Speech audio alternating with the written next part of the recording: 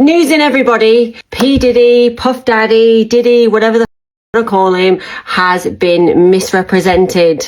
I don't have anything negative to say about Sean Combs because my experience was not what the world has seen, how he's been, misrepresented.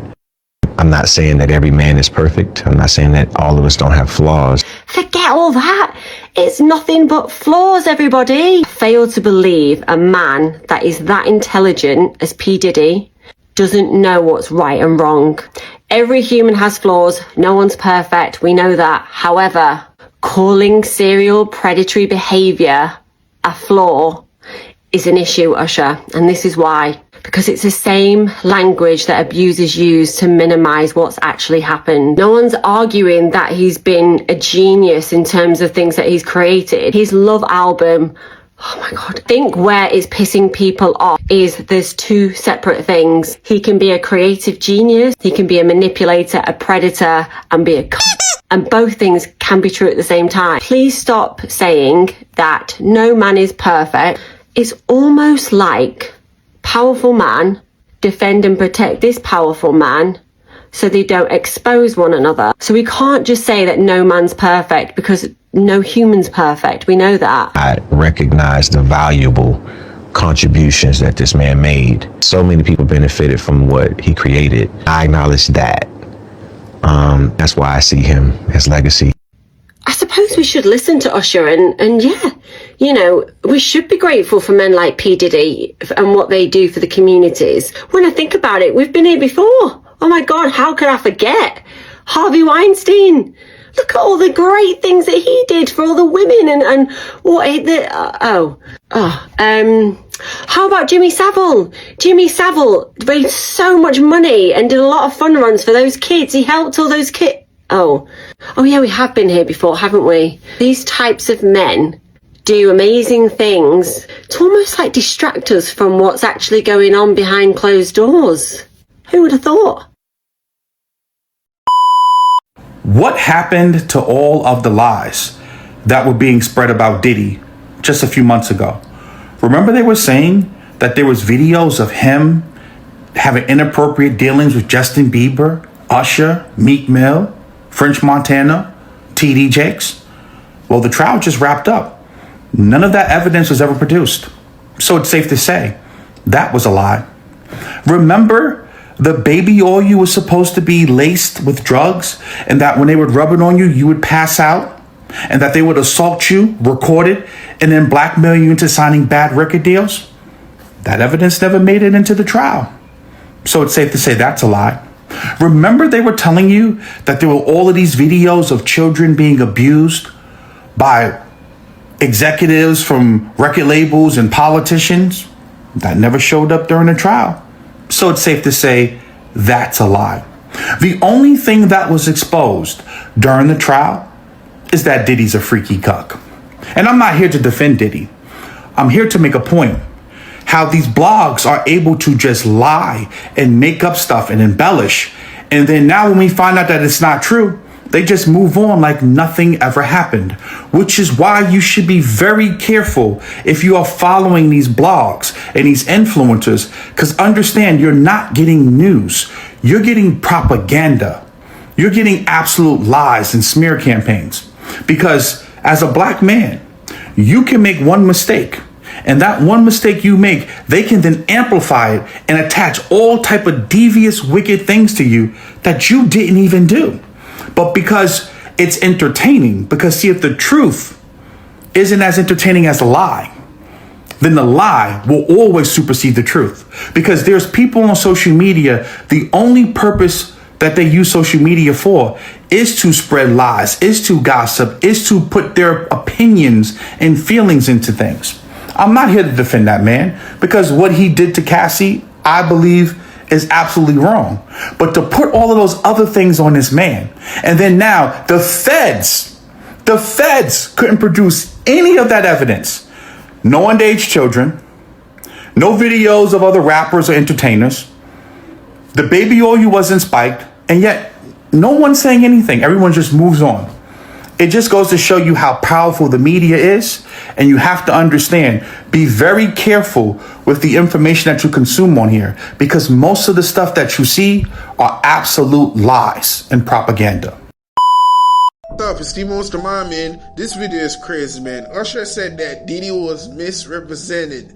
I'm not saying that Diddy wasn't a hip-hop mogul and all, but Usher is also a victim. He was groomed by Diddy. He was at Diddy flavor camp. So I understand that Diddy turned to Usher and Usher turned to Justin Bieber. He did the same shit to that little boy. So I understand that Usher is not innocent as well. He was doing the same thing just like Diddy.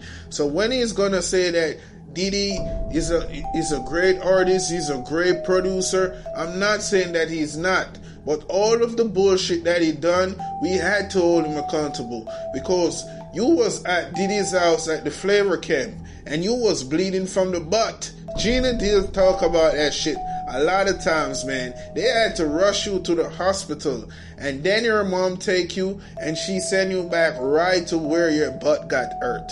So that was just crazy, man. So your mother give you up to Diddy so that you can be a star. So these ninjas willing to do anything to be accepted. So now he's protecting his abuser, because Diddy abused a lot of young boys, man, when there was a minor. So understand that you bring Justin Bieber and did the same thing to that little boy. That's why Justin Bieber has never been the same since Diddy went to jail, man. So a lot of people are saying that all of the bullshit that Diddy done, we're not kicking Diddy when he's down, but I'm not defending Diddy for all of the bullshit, man. He was really getting out of control. He beat the shit out of Cassie. Everyone saw that video. That was some cruel shit, man. If Cassie was my sister, I would have smacked the shit out of Diddy. And they said that Diddy beat Cassie in front of Usher and another producer back in the days. So I understand that a lot of people know what was going on and was not saying shit, because they was scared of Diddy. Diddy was blackmailing a lot of artists and a lot of these popular celebrities. That's why he got so much power and he thought that he could just do anything. Because Diddy been the hip-hop boogeyman for a long time, been taking a lot of booty. Wendy Williams said that Diddy was always gay and was in the closet and she lost her job. So you understand that Diddy had so much power, he could just do anything and get away. But we had to hold him accountable because people been saying this shit for so long and a lot of people was playing a blind eye. So now when Cassie filed that lawsuit, she opened a floodgate. Everyone got the courage to build a lawsuit and said what Diddy did to them. But most of these guys that got sexually assaulted, I do sorry for you, man. Because if you was a real man and Diddy did that to you, you would have smacked the shit out of him. You would not take that shit over and over. So I don't think Little Rod is a victim. I don't think Kirk Barrows is a victim. They wanted to do that shit. They wanted to be around Diddy. They wanted to be in the spotlight. So that is what it comes with. Your booty hole will get in touch. Your mouth has get in touch. Everything is getting in touch when you're around Diddy, man. This ninja get freaky every second. But it is what it is, man. Steve Monster Man. Have a blessed day.